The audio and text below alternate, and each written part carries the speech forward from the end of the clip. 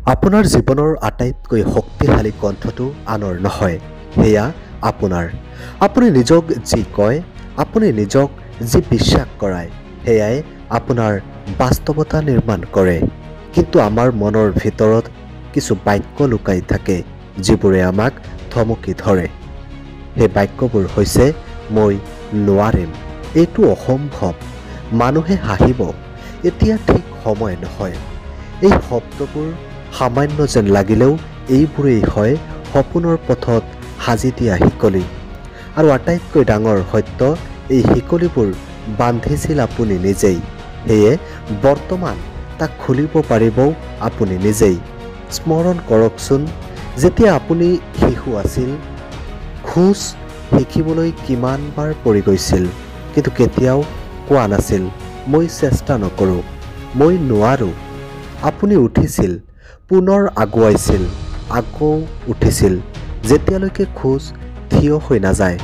কাৰণ তেতিয়া আপোনাৰ শক্তি আছিল, নিভাঁজ সাহস, জ্বলন্ত জেদ আৰু নিৰ্ভীক মন।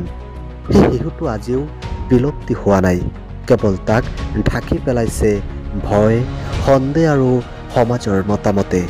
কিন্তু আজি সেয়া সলনি হ'ব পাৰে, যদি আপুনি সিদ্ধান্ত লয়, সন্দেহক টানি আঁতৰাব, জেদক আগুৱাই নিয়া পথ দিব।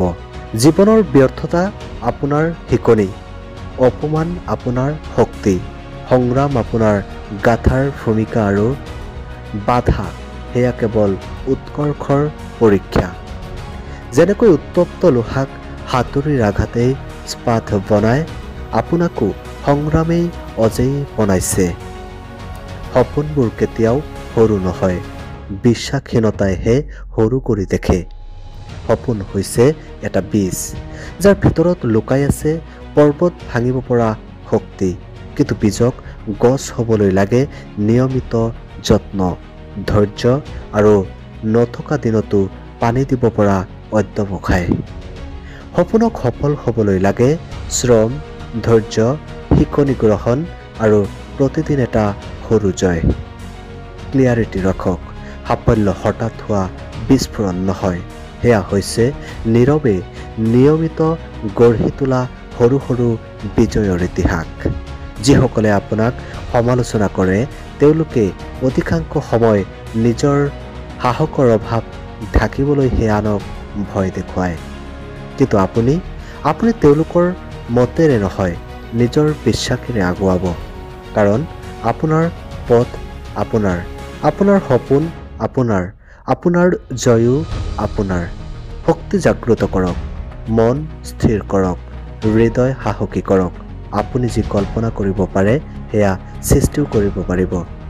আপুনি যি সৃষ্টি কৰিব পাৰে, সেয়া লাভো কৰিব পাৰিব। কাৰণ সত্য এটা, আপোনাৰ অদম্য ইচ্ছা শক্তিয়েই যথেষ্ট। বিশ্ৰাম ল'ব পাৰে, কিন্তু থমকি ধৰিব নোৱাৰে। ভয় থাকিব পাৰে, কিন্তু নিয়ন্ত্ৰণ কৰিব নোৱাৰে। মানুহে কথা ক'ব পাৰে, কিন্তু ভাগ্য লিখিব নোৱাৰে। সেয়ে লিখে আপোনাৰ সিদ্ধান্ত আৰু আপোনাৰ পদক্ষেপ। তেনেহ'লে আজি প্ৰতিজ্ঞা লওক, মই পিছ নুহুকো, মই শিকি যাম, মই উঠি থাকিম, মই সফল হ'ম। আগবাঢ়ি যাওক, আপোনাৰ বিজয় আপোনাকেই বিচাৰি আছে। ইমান সময় জাহিদ মটিভেশ্যন চাই থকাৰ বাবে ধন্যবাদ। যদি আমাৰ এই ভিডিঅ'টো আপুনি ফেচবুকত চাই আছে, তেন্তে আমাৰ ফেচবুক পেজ ফ'ল' কৰিব। আৰু যদি আপুনি আমাৰ এই ভিডিঅ'টো ইউটিউবত চাই আছে, তেন্তে আমাৰ ইউটিউব চেনেল ছাবস্ক্ৰাইব কৰিবলৈ নাপাহৰিব। ধন্যবাদ।